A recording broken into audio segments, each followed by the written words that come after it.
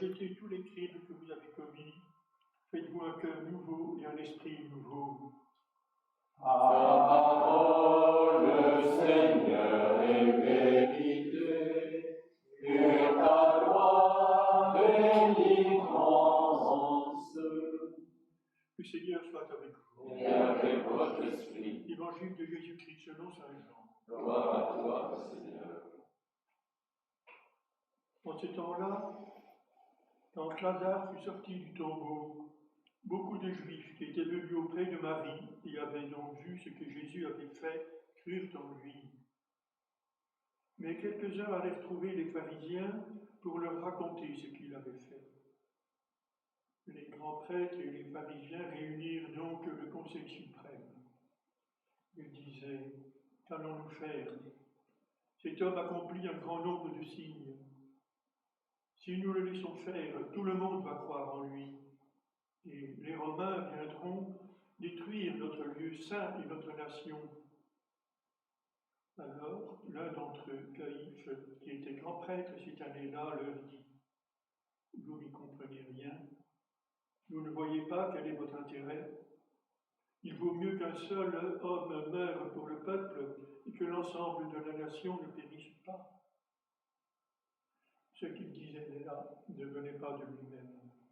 Mais étant grand prêtre cette année-là, il prophétisa que Jésus allait mourir pour la nation.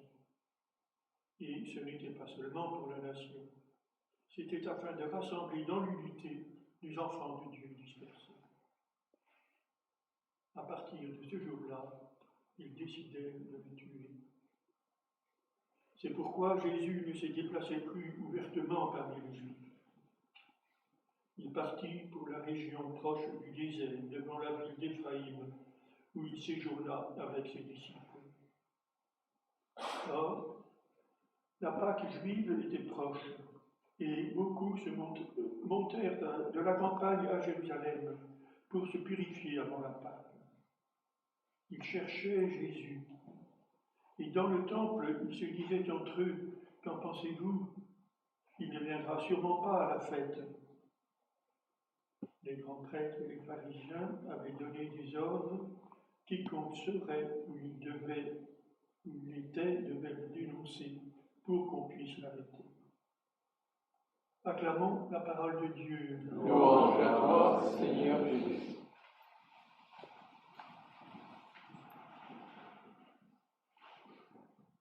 La liturgie aujourd'hui parcourt l'œuvre de Dieu en 3 moments successifs. L'antienne d'ouverture du ouvrit les bras, mon Dieu, pourquoi m'as-tu abandonné? Ce cri sur la croix, angoisse d'une situation désespérée. Puis nous avons entendu Ézéchiel, qui lance une promesse inattendue, la parole de salut. Et enfin, nous voyons la démarche du Christ, qui ouvre la réalisation de la promesse. En ouverture, ce psaume de la croix: mon Dieu, pourquoi m'as-tu abandonné? Je suis un vrai, non pas un homme, vite à mon aide. Ce cri ouvre la liturgie et nous dispose à vivre la Semaine Sainte. Ce sont les jours où se réalise la grande prophétie d'Ézéchiel. Je vais entendre les fils d'Israël, je vais prendre les fils d'Israël parmi les nations où ils sont allés.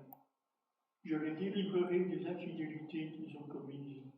Je les purifierai, ils seront pour moi un peuple et je serai leur Dieu. Cette promesse est en fort contraste avec la croix. Mais elle s'affirme plus pleinement encore dans le cantique que nous avons entendu. Et la jeune fille prend plaisir à la danse. Ils viendront hurlant de joie au mont Sion. Ils afflueront vers les biens du Seigneur. C'est la liturgie que nous célébrons. Du cri à la joie, de l'angoisse au peuple purifié. Mais pour Jésus, comment cela se déroule-t-il? À Béthanie, On venait voir Marie, dont le frère Lazare était revenu à la vie. Trop de monde se rassemblait, cela inquiétait les pharisiens. Tous croiront en lui, les Romains viendront et détruiront notre temple et notre nation. L'un d'entre eux, Caïphe, qui était grand prêtre, cette année-là leur dit: vous n'y entendez rien, vous ne voyez pas qu'il est de votre intérêt qu'un seul homme meure pour le peuple, afin d'éviter que la nation ne périsse tout entière. À partir de ce jour, ils prirent la décision de le faire mourir. Cela étant venu à la connaissance de Jésus, il se retira dans la région voisine du désert. Ainsi s'ouvre une attente que l'on entend s'exprimer. Beaucoup de gens montaient à Jérusalem avant la Pâque pour se purifier. Ils cherchaient Jésus et se disaient les uns aux autres, dans le temple où ils se tenaient: que croyez-vous? Va-t-il venir à la fête, oui ou non? Va-t-il venir réaliser l'œuvre de purification de la Pâque et par la croix rassembler dans l'unité les enfants de Dieu qui ont été dispersés? Il a un pas à franchir. Demain, il entre dans la ville.